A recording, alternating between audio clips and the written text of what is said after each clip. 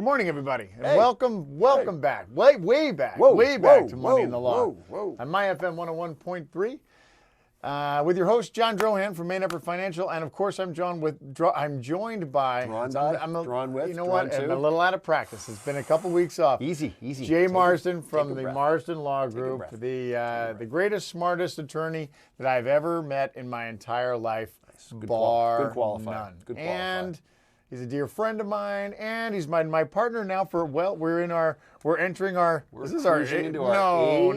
say it.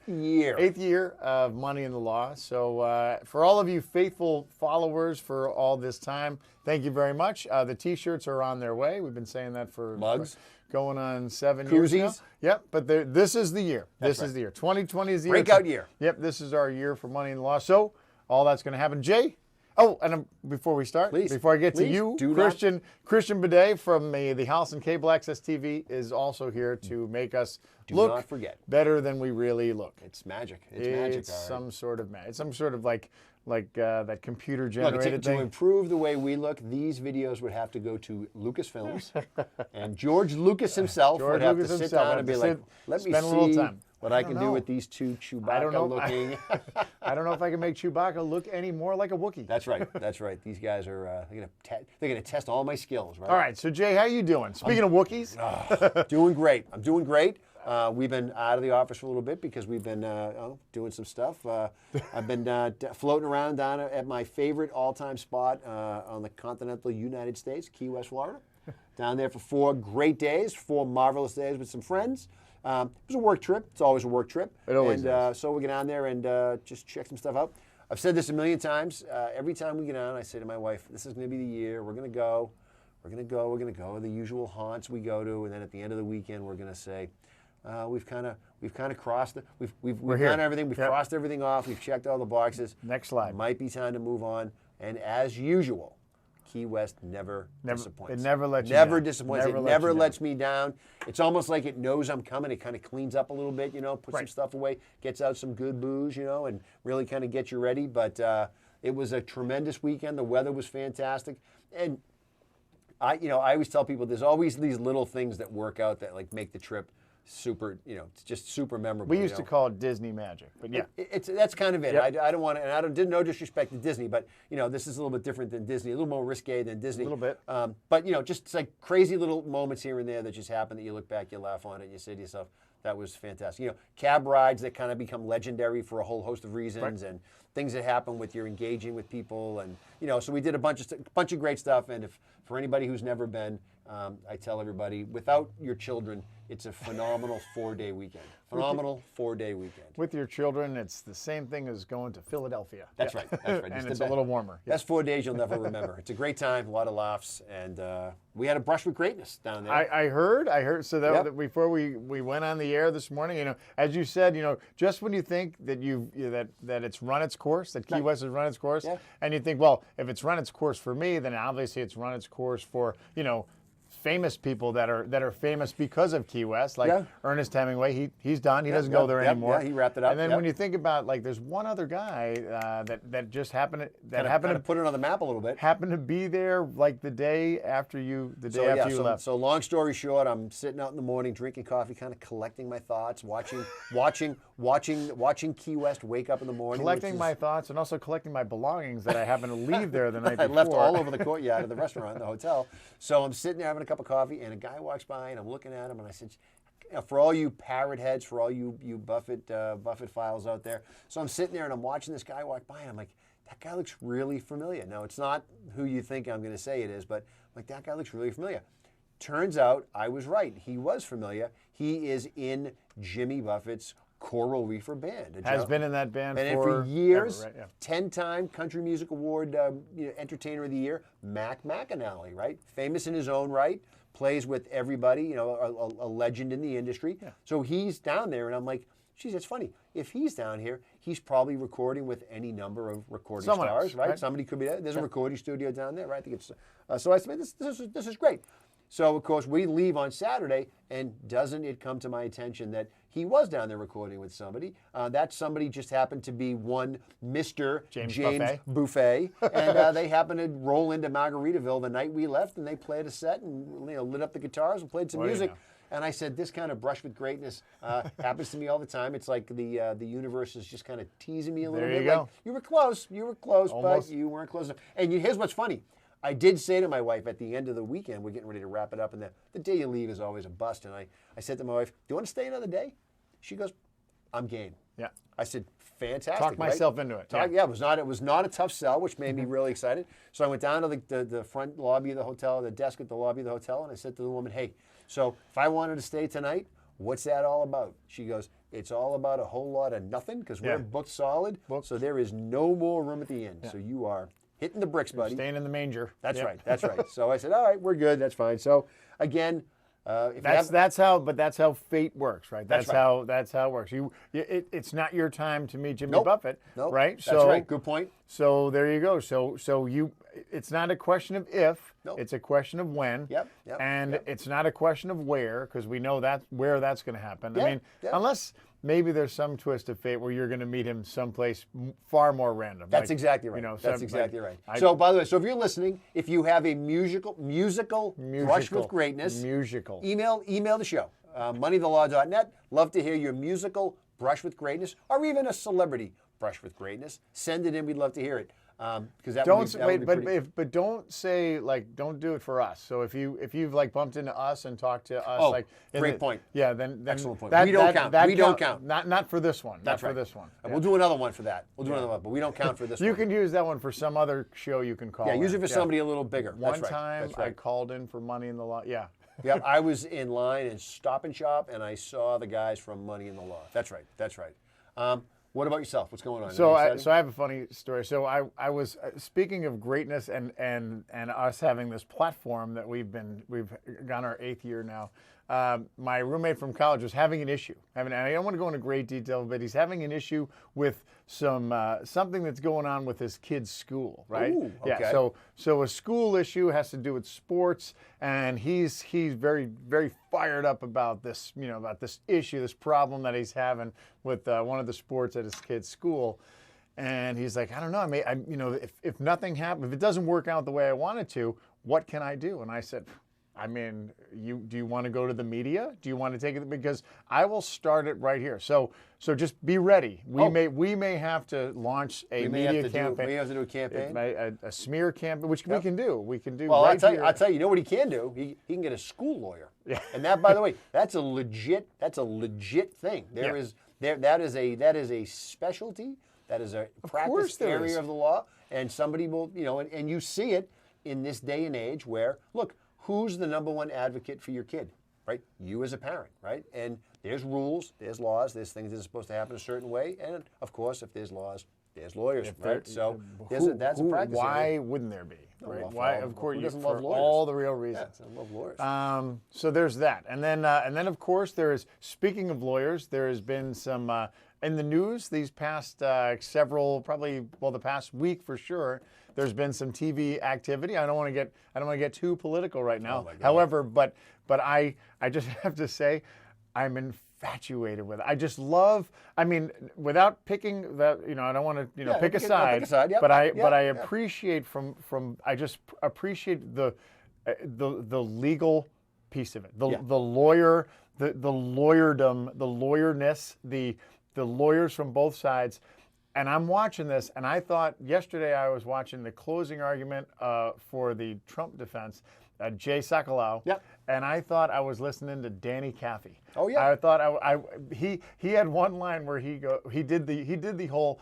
And there must be some term in this in law school that you learn.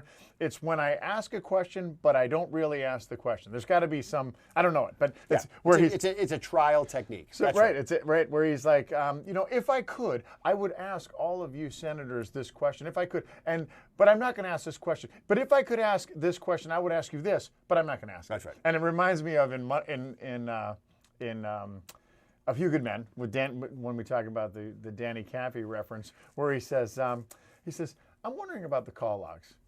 You know what? Don't answer that question. That's right. That's right. Well, that's right. You're planting all these seeds. You're usually building a story. You're telling a story. That's what you're doing. Yeah. As a lawyer, you're telling a story. I spoke to one of my most favorite lawyers the other day, one Scott Burke. If you're listening, Scott, shout out to you. Scott Burke. You know who Scott Burke plays for. He does. You're going to tell me. Yeah, he does. Yes. That's Burke the Jerk. Yeah, that's Burke the Jerk. I bumped into him at a basketball game yesterday. The starting left center fielder for downtown the past 10 years. First ballot Hall of Famer. Oh, by all means. First ballot Hall of Famer. First ballot Hall of Famer in softball. First ballot Hall of Famer in the law area. I mean, just a legend on multiple levels. Great. So I bumped him yesterday. He was mentioning how much he enjoyed the show, and I thought to myself, well, we'll give him a shout out. Why wouldn't I? Good people, great family, good guy, good team. So that's funny you mentioned the lawyers. That's so what were you talking? This is just a Burke shout out. Just a Burke. That's all it is. Burke shout out. I saw, like I said, I'm at the basketball game yesterday. Go Lady Panthers! And bumped into him. We just got chit chatting. He said, I really like the show. I find it very entertaining. He said, you guys seem to have a bit of a banter going. Well, 8 years in, we kind of figured it all out. We're working on it. I mean, we still work. We still work hard. It doesn't come natural. No, I mean, there's definitely work that goes in. I mean, and that's the beauty of it. We make it look like it's natural. That's right. We make it look like there's no preparation. It's just that's right. Human nature. So like always, if we bump into you want a shout out, let us know. If you don't want a shout out, let us know. We'll probably still give you a shout out anyway. It doesn't matter. We'll shout you out. So what are we talking about? I actually do have a cool thing to talk about today. And I'm not saying I'm dumbing it down because of course our audience our audience doesn't need anything dumbed down. But I want to talk about today, and I was thinking about. It dawns on me, welcome aboard. It dawns on me that we're still in this very, very low interest rate environment. Oh, yes, we are. And have been for the past 7 years. Yeah. I mean, it's to the point where I can remember 5 years ago, everybody's like, well, I'm going to refinance to this lower rate because the rates have to come up. They have to come up. The rates have to come up. And sure enough, every single year, do they come up? Do they a little bit, and then they go down, and then they go down. So we're talking about in just the interest rates in general, they haven't really done anything except stay at almost all-time lows. And so I wanted to talk about refinancing, and I wanted to talk about mortgages, and I wanted to talk about loans and just the idea of how people. They say, and we get this. You probably get this all the time. They're like, what should I do? I want to refinance my house. I want to pay off my house. I want to get rid of my mortgage. I'm sick of paying interest, and I want to talk about some of kind of the pros and cons of say, look, there's great things. Don't get me wrong. I'd love to own my house. I'd love to not to owe anybody any money. Sure. But at the same time, if I have to take a loan and if I have to take a mortgage, what's the best way to do that? And why is it okay to have a mortgage? And why is it okay to have more of a mortgage than I thought I did? Than I thought I would want to have, just because I understand it more and I understand kind of how that affects my cash flow. So that's what I want to talk about. I love it. It's a great topic, timely because you're right. Rates are pretty low, and the phone calls do start ringing. What's the highest rate you ever paid? Before we go to break, what was the highest rate you ever paid in a mortgage? So the first, our when we bought our house, our first mortgage was 8.5%. Oh my God, it's almost. We bought our house in Charlestown. I was paying 8.8%. Wow. Yeah. Now that seems like highway robbery. Right, and I remember refinancing to 7.5%, and I thought I hit the lottery. I was like, my buddy calls me up, right? My buddy who actually sold me my first mortgage. Crazy. He's like, hey, listen, the rates are down. You want to refinance? And we're into the house maybe a year. 7.5%. This is how much you're going to save. Real money. Real money. And you're like, yep. And the closing costs. Don't worry about it. We'll lump it all in. That's right. You can finance those for 30 years too. Absolutely. That's right. So so we're going to talk about. We're going to give you the money in the law version of how to get a mortgage and how to understand your mortgage, how to refinance, and what are the important things to think about. All right. We're back in 2 seconds. Well, not really 2 seconds. 5 seconds, 10 seconds. Like 60 seconds. I mean, it's 2 seconds to you. However long the radio station We'll be right back. And we're back. My FM 101.3. Jay Marsden with the Marsden Law Group. John Droham at Maine for Fans. John, you can be found where again? I'm in Holliston. Great. I'm on Washington Street. Somebody want to get a hold of you? How do they get a hold of you? They could call the office at 508 893-9990, or you could just go to maineffort.com. That's Nice. our website. Excellent. Well, you can always find us at Marsden Law Group at 508-858-5324 or online at www.jmarsdenlaw.com. Why does your website have W's in front of it? I don't know. Because you're better. Because want me to do the full HTTP semicolon / what is it? Whatever. Well, you're secure. That's right. You're That's a lawyer. Right. That's right. Yeah, Good point. lawyers are secure. Good point. Talking mortgages. Speaking of secure, right? So first thing, question for. Go ahead. I thought we were talking about drinking. No, we'll talk about drinking later. Okay. When I first got my mortgage, that's when I started drinking because I really owed the bank a lot of money. Yeah. Advocate for either 30-year or the 20-year.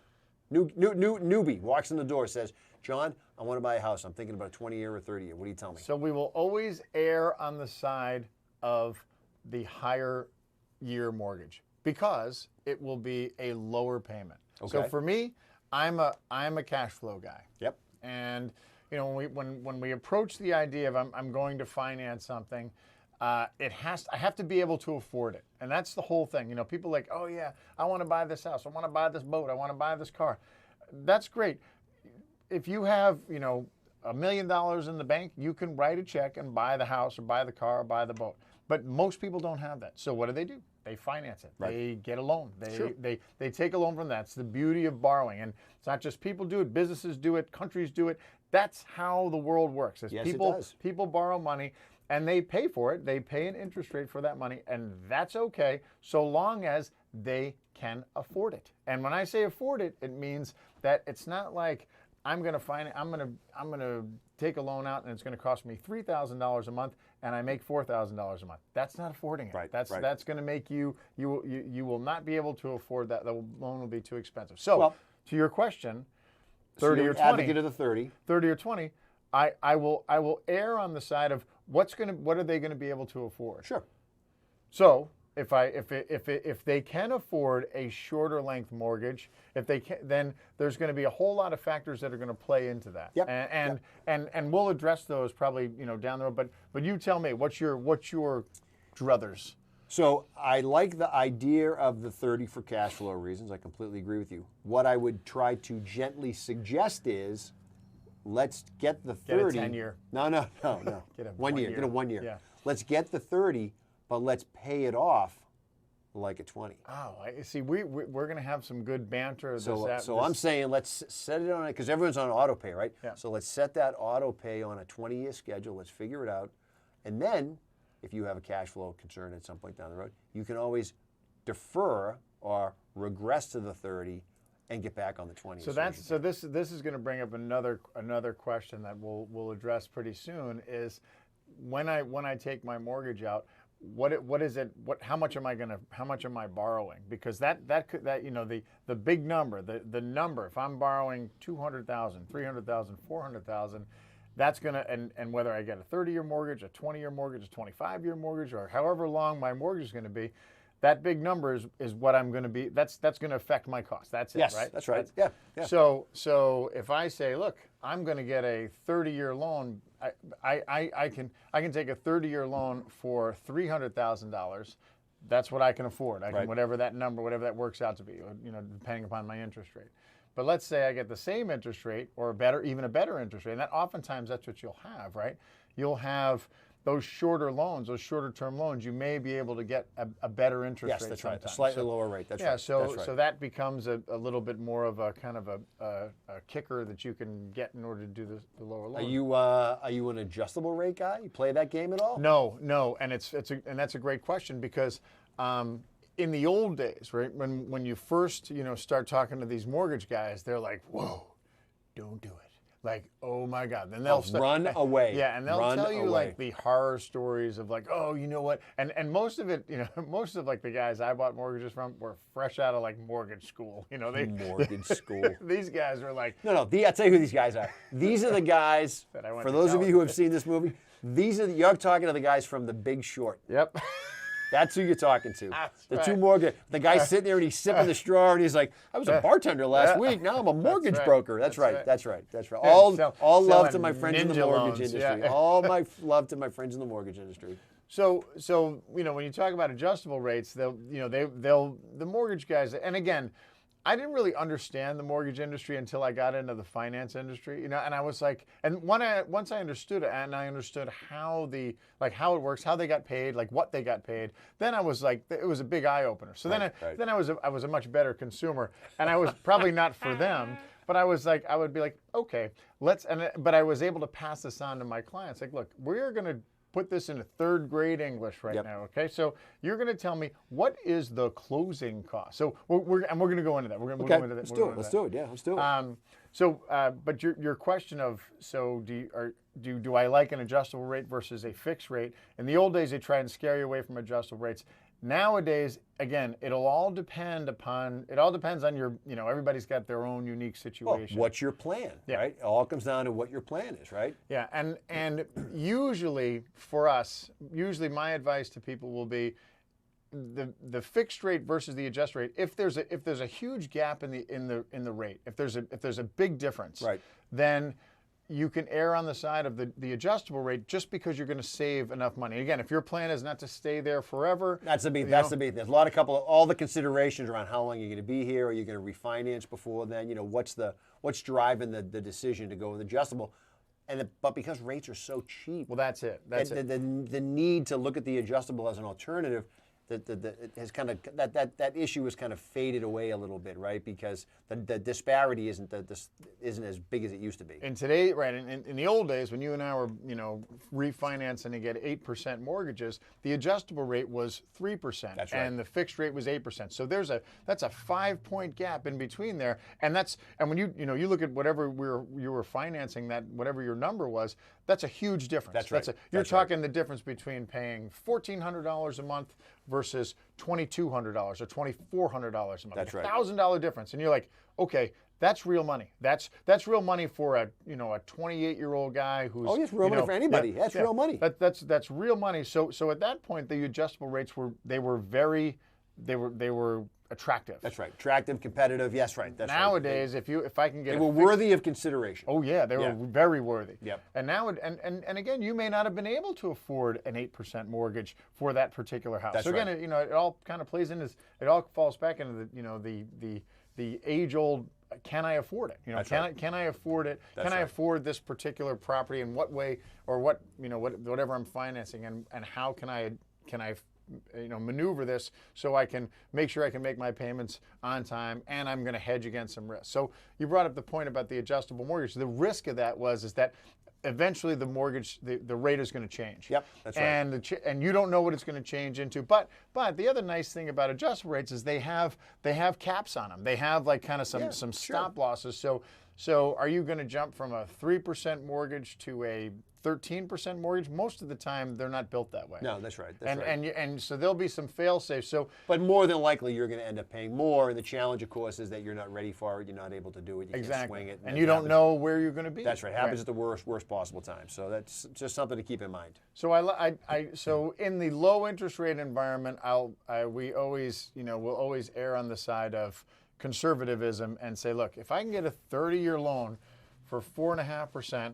Versus an adjustable rate for 3.5%, the difference of the cost is X, and it's not worth it to me. No, it becomes a little bit negligible. Yeah, it's not. That risk isn't worth it to me, especially in my low. My historically low interest rates have been going on. Like someday they're going to go up, right? Someday the interest rates are going to happen. That's right. And with my luck, it'll happen right when I can't afford it, and my adjustable rate will move up. So right now, adjustable rates for me are They really have to. It has to be a real compelling reason to look at something like that. I agree. Exactly. So, all right. So let's talk about kind of the mortgage. Let's talk about the mortgage itself and kind of what like the components of it. Yeah. Sure. So there's the number, right? There's the loan, and so how much? Let's say we're buying a house. Let's say we're buying a house for $500,000, right? So and it's a good house. It's a competitive house in like this market, reasonable market, yeah. Right. So this is one of the things that I always kind of have these kind of heart-to-heart conversations with my clients. So if somebody's going to buy a $500,000 house, they're doing pretty well, right? They're doing okay. Now they don't have $500,000 in the bank to write a check, so they're going to finance it. But let's say they have $200,000 in the bank. Ooh, real money, right? Real money in the bank. So, and again, we're in a very low interest rate environment. and they make, let's say they have a strong income. So what many people will do is they'll say, okay, I got $200,000 in my bank and I can buy a $500,000 house. That means I can have, a smaller mortgage. That means I can say if I put $200,000 down, then I'm only going to finance 3. And that's and I look at the numbers, let's say it costs $1,500 a month for that loan at a 30-year loan. I always ask the question, what is it that we can afford? And again, not afford in like if I'm killing myself and I have to eat ramen every night. Yeah. But what can I afford? Because if someone's got cash in the bank and I'm in a historically low interest rate environment, I say, look, if I can finance I can afford $1,500 a month. What is $350,000? That's a $300,000 loan. What is $350,000 a month or $350,000 loan cost me? Right. And usually again, depending upon the rate, usually that adjustment is going to be about $200 to $250 a month. Sure. So then I ask the question. I'm going to say, look, if I finance $350 versus $300. Right. And now of course it's going to cost me more money, right? It's going to cost me, let's say, $250 a month more. So instead of $1,500 a month, my payment is now $1,750. Right? That's right. Yeah. And I say to myself, wow, that's more. But is it worth more to me to have that to keep that extra $50,000? Right. And then you start asking the question of like, hey, I'm buying a new house, and let's say this is my big move, right? Right. I'm buying a new house. What do you need when you buy a new house? Place to sit? Yeah, you need your stuff, right? Oh, yeah. right. What happens? I got a question for you. So what if you're buying a new house because let's say you just got a brand new dog, and that dog is growing up, and you're giving that dog a nice yard to run in, and that dog, I don't know what kind of dog it'd be, I don't know, boxer, whatever. It's just some kind of like really energetic, high energy. Yeah, really slobbery, like quiet, low. Yep. Yeah, low energy dog, right? So let's say you have a dog. What do you need to put in that? What do you need to put in that yard so your dog can run around? Oh. You need a doggy fence, right? That's right. You need something, right? You need something to tame that thing, keep him tight. But my point is this: is that look, if I can afford that from a cash flow standpoint, and again, I have to be able to afford it. Yes. That extra $50,000 I could put to tremendous use. Yes, let's all remember when we all bought our first homes, okay? When you walked in the door, for the most part, let's just say it wasn't turnkey ready, okay? Most of them are not. All right?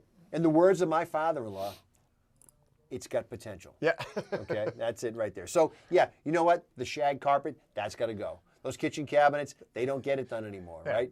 No, but quartz countertops, what? We don't have granite? What are we, savages? Come on, get that out of here. Off of this. That's right. Get my food off of there. That's exactly. I can't eat. We can't live. We're moving out. I can't live like this, right? So yeah, you're going to need some stuff. You're going to make it your own, and that ain't cheap. So yeah, you're going to spend some money on it. And by the way, on top of that conversation, you've got some other things that are part of the discussion that sometimes get kind of left out because when you're doing the mortgage thing, the focus is always about the mortgage, right? What you don't factor in is either your insurance costs, and everybody forgets about the old property tax bill, right? Because by the way, you can refinance your house all you want. Your property tax bill, for the most part, that only goes in one direction. Take that from the former selectman to That's my exactly left. right. That's exactly right. That bill only goes in one direction. No, it ain't, and it ain't down. It ain't going down. Right? Not around here. That's right. So you got to factor that in. So that becomes part of this cash flow discussion. That becomes part of the. So yes, I mean it's a much larger conversation about how much do we want to have our mortgage be, and that $250, by the way, that's money that's either going to go towards our property tax bill or it's going to go to our insurance bill. So what's our all-in number? That needs to be part of this discussion. I completely agree with you. I'll take it one step further. That needs to be the only part. That is the first and foremost part of the discussion is how much can I afford? That's right. Right? Because I may say, I love this house. I love it. I love this house.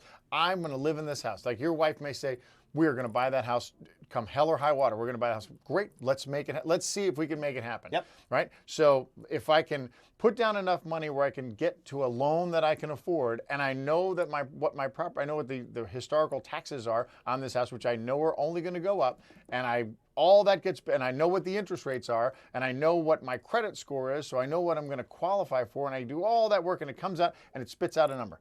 And that number is, let's say the number is $3,000 a month. And I'm like, I can afford that. I can afford that because our combined income, we make $6,000 a month. We've done our budget, and that is what we can afford. It's expensive. Yep. We understand that, and maybe it's not a 20-year loan, like Jay said, like Jay had said earlier. Like maybe it's not. It's got to be a 30-year loan because I can't afford the 20-year loan.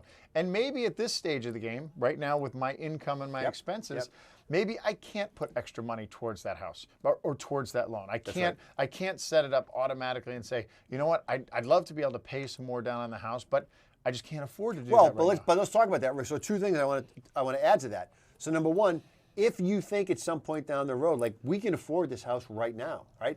Talking to you youngsters out there, right? For you youngsters who were saying, we need to figure out what our family planning trajectory looks like. And it doesn't matter who it is, right? Somebody in that arrangement might make more money. And if there's a discussion around whether or not we're having kids and is somebody going to stay home or is somebody going to go to part-time work, I mean, this all factors into your cash flow decision. So if you're buying a $500,000 house based on both your incomes, not necessarily realizing that one of those incomes falls off a cliff in 6 weeks or 6 years or 6 months, you got to build that into the process. And then the other thing, and you just mentioned it, was let's say I want to pay down my mortgage.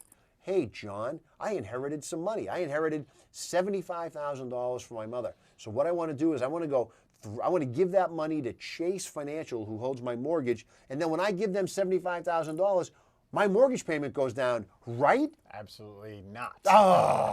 No. But I just paid down my mortgage, John. The balance I just paid it down. Right, and that's not. And for you guys understand this, that's not how it works. Now, your principal balance goes down by $75,000. Yes, it does. And you know who's totally psyched about that?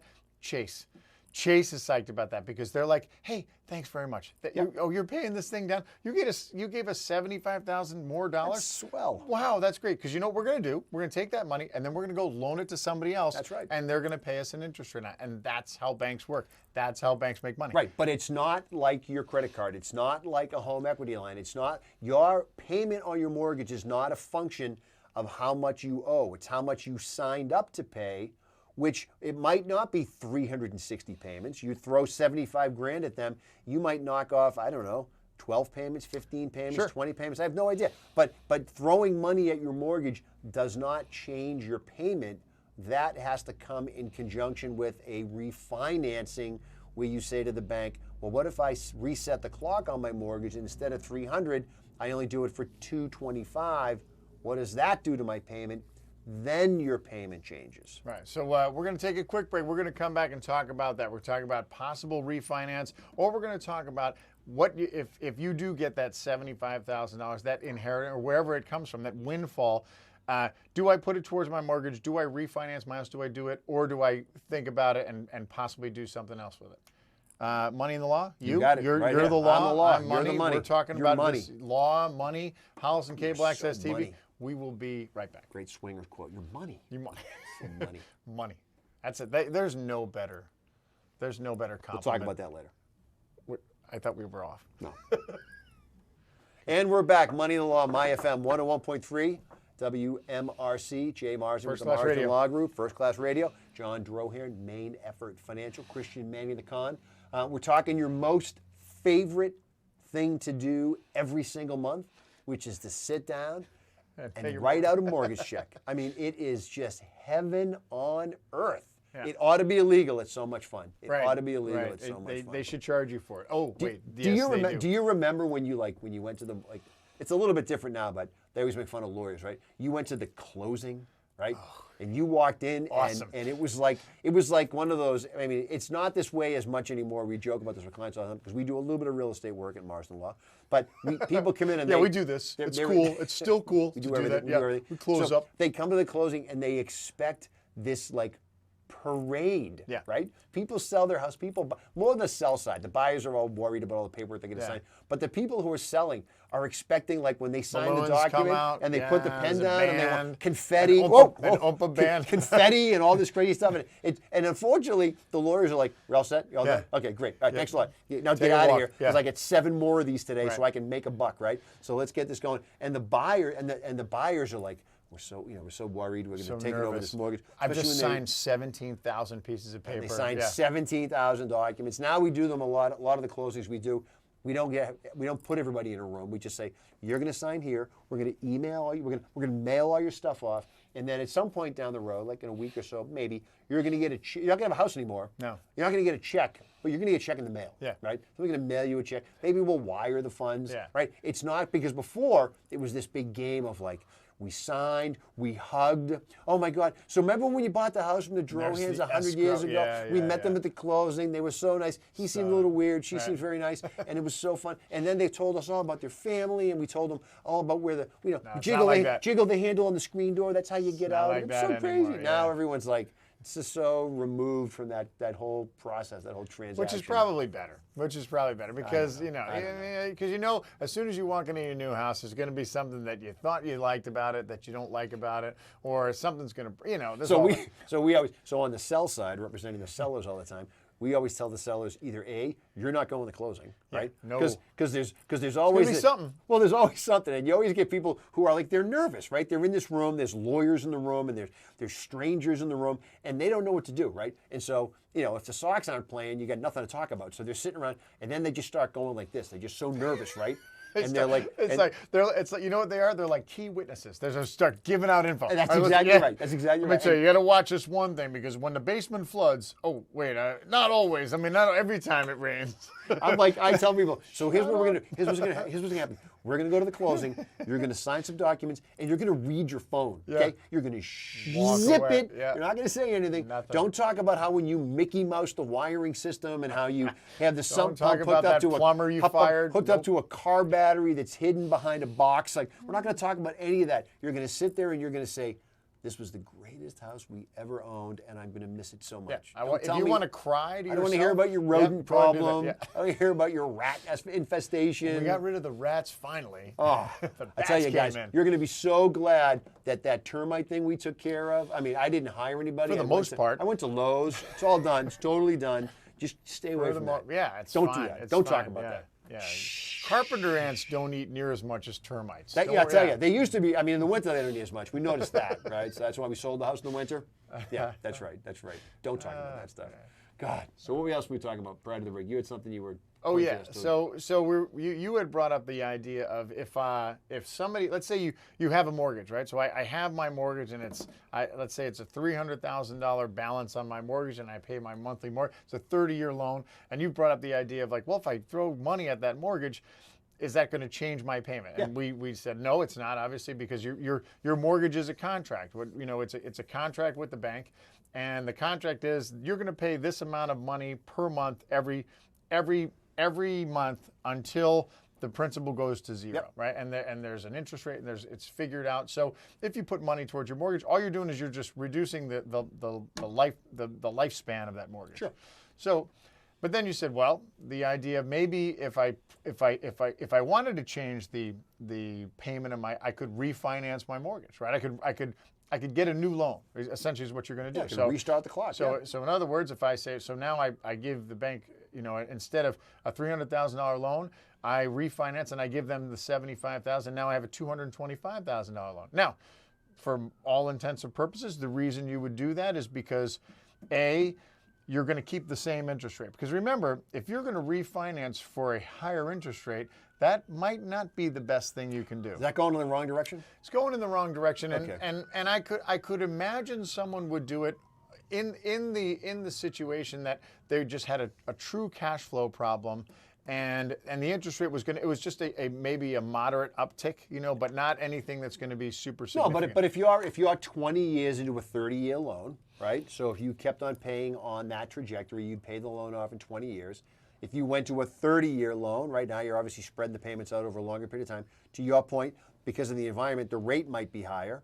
that might make sense from a cash flow perspective. You might say, look, you know what? My significant other stepped out of the workforce, and we didn't realize that they were stepping out of it for as long as they were going to step out of it, or that they're completely out of it. And we'd rather have the cash flow. We're not going to worry about the mortgage thing now. We're just going to focus on cash flow. Yeah. So that could potentially be a solution, is that you would put money and refinance your loan. Here's the other option that we talk about. The idea of dumping money towards your mortgage or dumping money towards your principal may be a good idea if you're ready to do that at that particular point in your life. Yeah. Because let's say that let's say you have children and your children have not gone to college yet, and you inherit some money, and you say, wow, wouldn't it be great if I lowered my balance on my house? People say, how much do you owe on your house? So if I owe $200,000 and now I'm only going to owe $100,000, that'll feel really good. Now, granted, maybe I didn't refinance, so my payment's the same, but I know that I'm going to pay my loan off sooner rather than later. But here's the thing.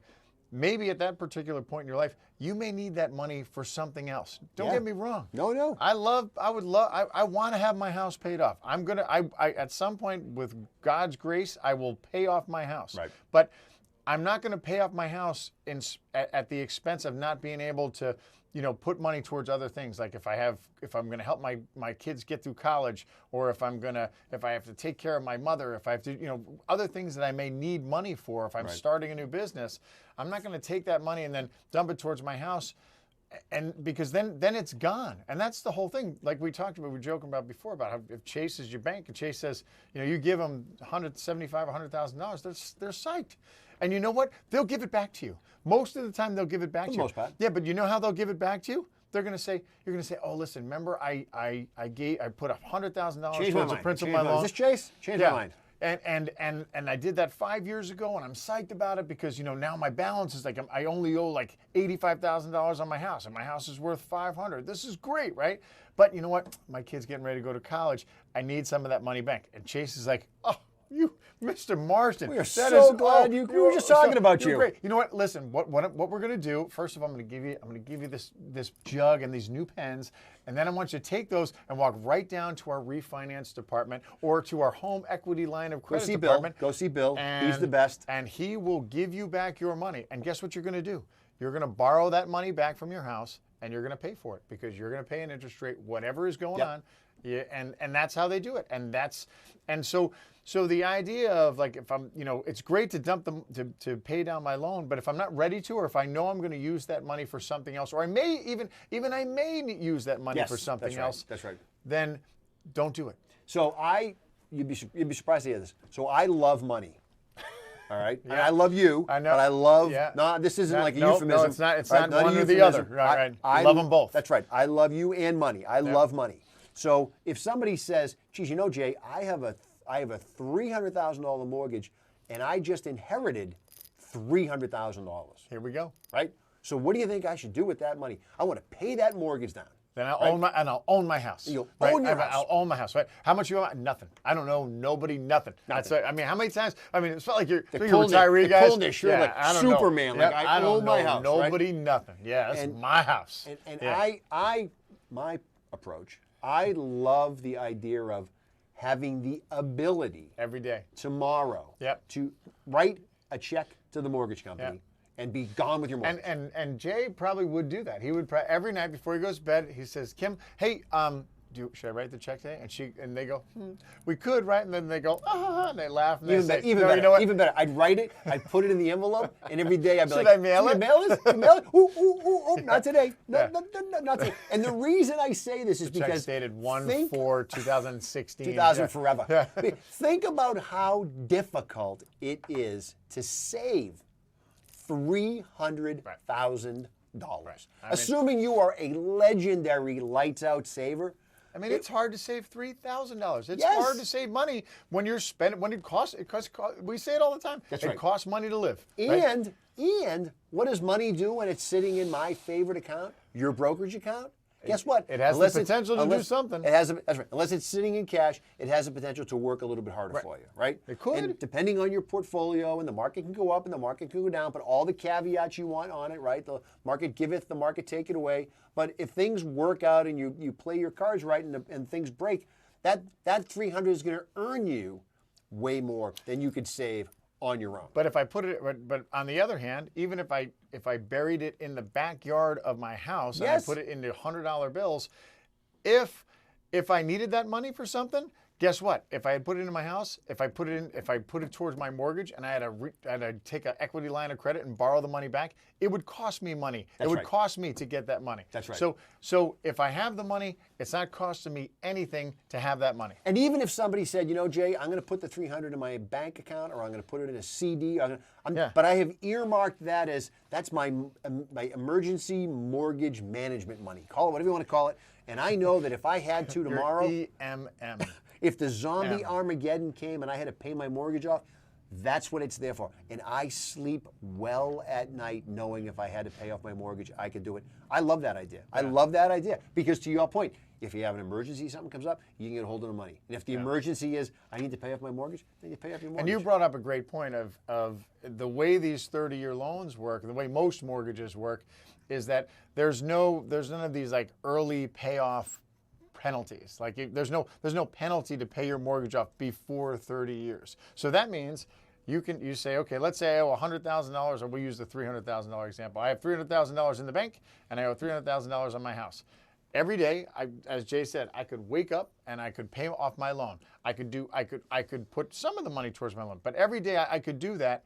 And if I decided to pay off my loan, it's not going to cost me anything. It's not. There's no penalty. There's no penalty to pay it off. That's right. So I can do that. And the beauty of that is that now I have, and in the financial world, we talk about one of the most important things to have, whether you're 22, whether you're 32, whether you're 42, whether you're 82, is flexibility. Meaning I can go, if life deals me something, or if an opportunity presents itself, I can react to that because I have the flexibility to do that. What allows you to have flexibility is liquid money, is access to cash, is access to funds, as opposed to, let's say I own my house. I'm the guy. I own my property. I don't know nobody, nothing, and I'm retired, and I have my pension income. I have my Social Security, and I take money from my IRAs. And guess what? I need $200,000 because my son. I want to help my son buy his first house. I want to pay some money for my grand's education. I want to pay for school. Yep. Guess what? Can I do that? I can, but what do I? But I don't have. I only have $10,000 in the bank. What do I need to do? Oh, I own $1 million house. I can go and I can borrow money from my house, but that doesn't happen overnight. And guess what? They don't have to give it to you. No. The bank, and your income may not support it. Or you may, now the interest rates are 4%. Maybe the interest rates go up to 14%. Right. Your only option could be a reverse mortgage at that point, right? So the idea that, look, you know, we've joked about this a million times. Your retirement portfolio, first and foremost, that's your priority, right? But if all your money is tied up in either retirement or real estate, and you don't have liquidity, the ability to put some hands on some cash, that makes other decisions different. Doesn't make them better, doesn't make them worse. It makes other decisions different. There may be some other rocks you have to overturn before you can accomplish those things. That's right. So I believe we are at the 53-minute mark, my friend. 50, and time just flies by. I mean, it flew by. You get on a topic. Yeah, I know. It was a good topic. It was good. All right, so if you have any questions about mortgages, or if you have any questions about anything, if you have any questions about legal things, I mean, relationship stuff, give us a call. We're experts in everything. The drinking that we were going to talk about, I have to do a shout out to my friend Ken Sawyers. Oh, so the great Ken Sawyers. Yep, your dear friend. Ken Sawyers, they came over for dinner on Saturday, and we talked about drinking. And so in the past, say 90 days, there have been 2 times where I have felt not myself the next day. The one time was my Christmas party, which you were at, which I blame you. That's and the second time was this past Sunday after I was hanging out with our buddy Ken Sawyers. There's a common denominator here. It's Ken Sawyers, and of course what we were drinking. Nice. Yeah. All right, excellent. Well, you know what? We've moved. Not that I promote it. It is the season of darker liquids. That's what we're saying. It's the right season for that stuff. So all right. It's all good. Right, we'll see everybody next week on Money in the Law with Jay Marsden from the Marsden Law Group. I'm John Drohan and Holliston Cable Access TV here on My FM 101.3 First Class Radio. Have a great week, everybody. Be well. We'll see you next week.